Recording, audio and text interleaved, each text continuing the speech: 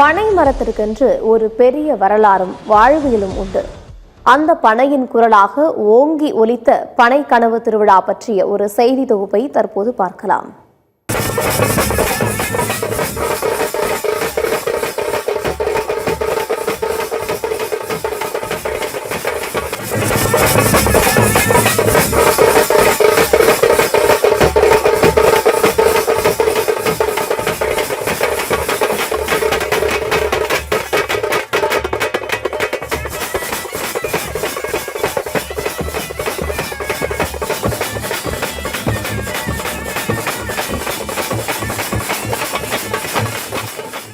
கள் எங்களது உரிமை என்ற முழக்கத்துடன் 4ஆம் ஆண்டு பனை கனவு திருவிழா விழுப்புரம் மாவட்டம் நரசிங்கனூர் கிராம பனங்காட்டில் நடைபெற்றது.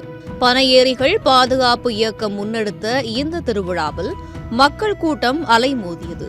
மேளதாள முழக்கத்துடன் பனையேரிகளின் நடனம், கள் குடங்களை பெண்கள் ஊர்வலமாக சுமந்து வந்து பனை மரத்திற்கு படைத்து கல்லை எல்லோரும் உண்டு மகிழ்ந்தார்கள்.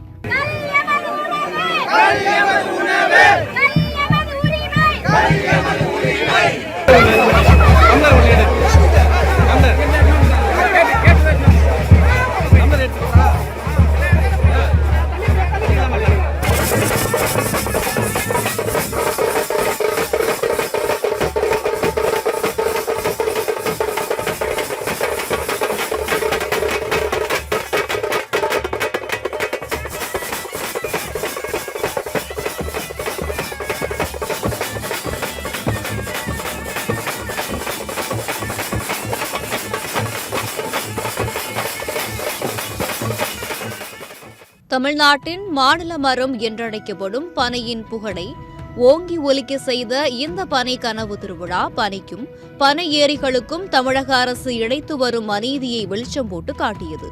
கல் தடையை நீக்க கோரும் போராட்ட களமாகவும் இந்த திருவிழா அமைந்துள்ளது. 50 கோடி பனைமரங்கள் இருந்த தமிழ்நாட்டில் வெறும் 5 கோடி பனைமரம் இருக்குதுன்னு சொல்லிட்டு எந்த விதமான ஆதாரமும் இல்லாம ஒரு கணக்கை சொல்றாங்க. கிட்டத்தட்ட 90% பனைமரங்கள் அழிக்கப்பட்டிருக்குதுன்னு சொல்றாங்க. 10 லட்சம் பேர் இந்த பனை ஏற்றத்தில் ஈடுபட்டவர்கள். இன்றைக்கு அரசோடைய கணக்குப்படி வெறும் 10,000 பேர் தான் உரிமம் வாங்கிட்டு பதநீரோ இல்ல பனை ஏற்றத்திலோ ஈடுபடுறாங்கன்னு சொல்லிட்டு அரசு சொல்லுது. அப்ப கிட்டத்தட்ட பனையேரிகளும் ஒரு 90% மேல இங்க இந்த வாழ்வியலை விட்டு வெளியேறி இருக்காங்க. இங்க ஒரு மிகப்பெரிய அடையாள அழிப்பு சத்தம் இல்லாம நடந்திருக்குது. ஒரு இனத்தை அழிக்கணும்னா துப்பாக்கியாலேயோ இல்ல குண்டு போட்டோ கொல்றது ஒரு வகை. அப்படியெல்லாம் எதுவுமே செய்யாம அவங்களுடைய மொழியையும் அவங்களுடைய அடையாளத்தையும் அவருடைய தொழிலையும் அழிச்சாலே போதும், அந்த இனம் அடையாளமற்ற இனமாக மாறும். அந்த இனம் மெல்ல மெல்ல சாகும். இதுதான் இந்த பனையேரிகள் மத்தியில இந்த அரசாங்கம் எடுத்த நிலைப்பாடு. கிட்டத்தட்ட அதை அவங்க உறுதியா செஞ்சு முடிச்சிட்டாங்க. பனையில் இருந்து மதிப்பு கூட்டப்பட்ட உணவுப் பொருட்கள், பனை கைவினை பொருட்கள், பனை ஓலையிலான அணிகலன்கள் விற்பனை, பனை செல்ஃபி பாயிண்ட் என பல அம்சங்கள் நிறைந்து காணப்பட்ட பனை கனவு திருவிழா மக்களுக்கு புதிய அனுபவமாக இருந்தது. சுற்றுவட்டால இருக்கிற மக்கள் வரும்போது பனை சார்ந்த விஷயங்களையும் தெரிஞ்சுக்கிறாங்க. அதே போல இயற்கையான விஷயங்கள் வேற என்னென்ன இங்கே எடுத்துட்டு போக முடியும், அது எல்லாமே இங்கே எடுத்துட்டு போறாங்க. முக்கியமாக பனையர்களுக்கான விழிப்புணர்வு, அவங்களுக்கான ஒரு உரிமைகளை பெற ஒரு நிகழ்வாக தான் இருக்கு. அதுக்கான கருத்தரங்கள், விருதுகள், இதை செய்ய சிறப்பாக செய்யறவங்கள மக்களுக்கு முன்னிறுத்தி சொல்றது, இது எல்லாத்தையும் ஒருங்கிணைச்சு ஒரு நல்ல நிகழ்வாக நடத்திட்டு இருக்காங்க. இது இங்கே மட்டும் இல்லாமல் தமிழகத்தின் எல்லா பகுதியிலும் நடத்தப்படணும். பனையர்களுக்கான வாழ்வுன்றது உரிமை கிடைக்கணும். நம்மளோட மாநில மரமாக பனைமரம் இருக்கு. ஆனால் அதில் பனை மரத்தை பயன்படுத்தி தொழில் செய்கிறவங்களுக்கு இன்னும் ஒரு முழுமையான அங்கீகாரம் இன்னும் கிடைக்கல. அதுக்கான ஒரு போராட்டமாகவும் ஒரு விழிப்புணர்வாகவும் மக்களுக்கு பனை பற்றி தெரியணும், பனையோட உணவுகள் என்னென்ன இருக்குது, பனையோட பயன்பாட்டு பொருட்கள் என்னென்ன இருக்குது அப்படின்னு தெரிவிக்கிறதுக்காக இது 4வது வருஷமாக சிறப்பாக நடத்திட்டு இருக்காங்க. இங்கே தமிழ்நாடு முழுக்க இருந்து பனை சார்ந்த தொழில் செய்கிறவங்களும் வருவாங்க. அது தாண்டி இயற்கை விவசாயிங்க, உள்ளூர் விவசாயிங்க எல்லாருமே அவங்களுக்கான பொருள், இந்த பனை சார்ந்த பொருட்களும் சூழலுக்கு தீங்கில்லாத பொருட்களும் கொண்டு வந்து இங்கே கடைகள் அமைச்சிருக்கிறாங்க.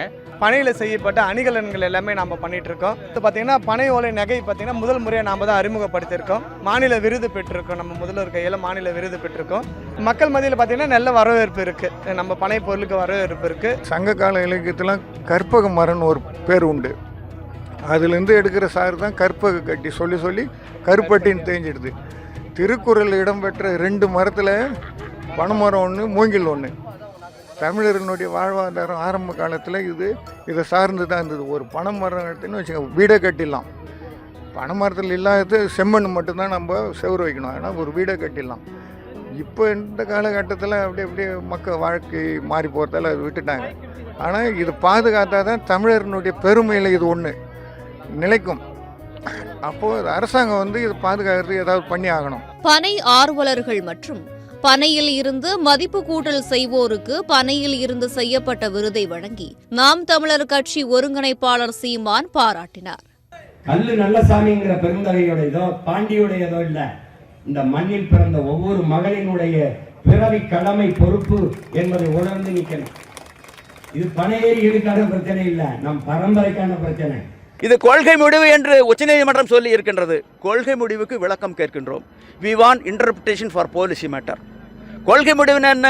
வெட்டொன்று துண்டு 2 consumption or prohibition, that is the policy matter of the government. அரசாங்கம் நுகர்வுன்னு வந்தாச்சு, கன்சம்ஷன் வந்தாச்சு. ஏன் கல்லுக்கு தடை? கல்லில் கலப்படம் பண்ணாங்க, கலப்படத்தை கட்டுப்படுத்த முடியல, ஆகவே தடை. It is not policy, it is the inefficiency of the government.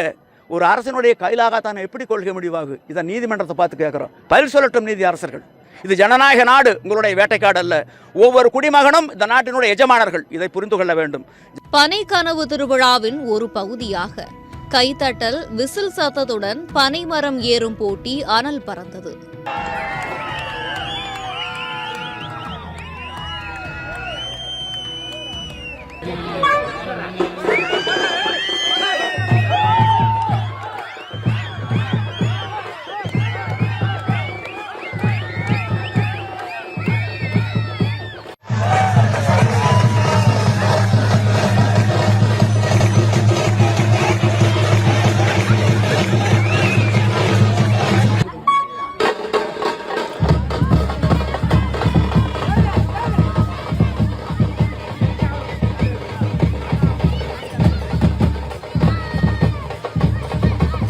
பனையை போல் ஒரு மரம் உண்டா?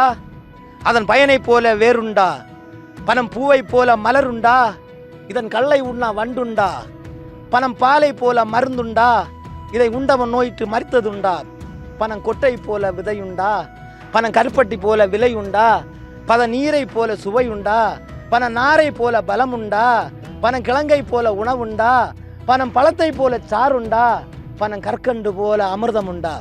மட்டையில் நாரிருத்து பனம் பட்டையில் சார் குடித்து, கொட்டையில் கிழங்கெடுத்து மர கட்டையில் கூடு கட்டி, இன்பமாய் மாள 4 பனை இருந்தால் போருமடா. பனம் கொண்டையில இருக்கும் பரமபீதா நானடா, நாம் பனையறி வீரனடா, நாம் பனங்கொட்டக்காரனடா. எனக்கு யாரு துரோகம் செய்தார்கள் தெரியலையே, எனக்கு பனமரம் காட்டுங்கடா, அறுத்து நாம் பால் குடிக்க. பச்சிளம் குழந்தைகளுக்கு இது பசிதித்த தீர்த்தமடா, இதை அரசியல் ஆக்காதடா, எனக்கு அதிகாரம் தாருங்கடா, கறந்து நாம் பால் குடிக்க. பீரு ஜின்னு ஒயின்னு ரம்மு பிராண்டி விஸ்கி, எனக்கு இது வேணாமுடா, எனக்கு பனமரம் காட்டுங்கடா, அறுத்து நாம் பால் குடிக்க. மேக மோக நோய்க்கு அச்சொட்டு மருந்தாமுடா, அல்சர் புற்று வியாதிக்கு இச்சொட்டு மருந்தாமுடா, மாதர் விடாய் நோய்க்கு இச்சொட்ட மருந்தாமுடா, மன்னாதி மன்னர் எல்லாம் மன மங்கையை வென்றானடா. பனையேறி திருடனா அது திருடில்ல, ஆனா தேனீக்களை எடுத்து வச்சிருக்கும் அந்த தேனை திருடாம பாரு, அவன் தான் திருட. ஆனால் பனையேறி அறுத்து வைக்கிற கல்லை குடிச்சுதான் இந்த தேனை இங்கே கொண்டு வைக்கிறது. ஆனால் அதில் கொஞ்சம் எடுத்தா அது திருடில்லை. ஆனால் மற்ற மாதிரி தேனீக்கள் வாழும் பல ஆயிரம். தேனீக்களுக்கு குடித்தா தடை இல்லை, ஈக்களுக்கு குடித்தா தடை இல்லை, எறும்புக்கு குடித்தா தடை இல்லை.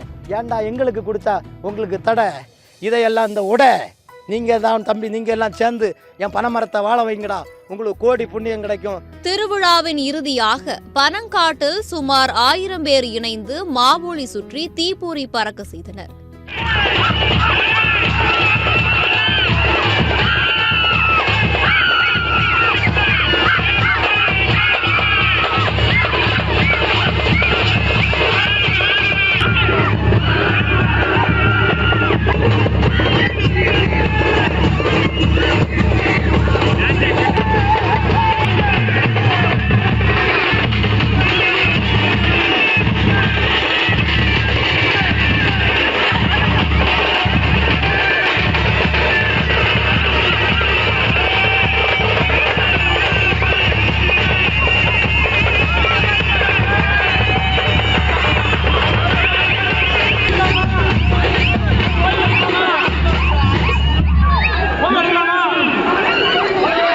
பனையின் வாழ்வியலையும் பனை ஏரிகளின் வலிகளையும் வெளிப்படுத்திய பனை கனவு திருவிழாவின் நோக்கம் மக்களிடம் வெற்றிகரமாக சென்றடைந்திருக்கிறது. பனை பொருட்கள் மீதான ஆர்வம் மக்களுக்கு அதிகரித்து விட்டாலே தமிழக அரசின் கள்தடை தவிடு பொடியாகிவிடும் என்பதை இந்த திருவிழாவில் கூடிய பெருங்கூட்டமே உதாரணம். கள்தடையின் பின்னணியில் உள்ள அரசியல், கார்ப்பரேட் சதியை மக்கள் புரிந்து கொண்டால் பனை புரட்சி உருவாகும் என்று தமிழ்நாடு பனை ஏரிகள் பாதுகாப்பு இயக்கம் நம்பிக்கை தெரிவித்துள்ளது. சத்தியம் செய்திகளுக்காக விழுப்புரம் மாவட்ட செய்தியாளர் கோபிநாத்துடன் ஃப்ரைடே ஃபார் ஃபார்மர்ஸ் இயக்கம்.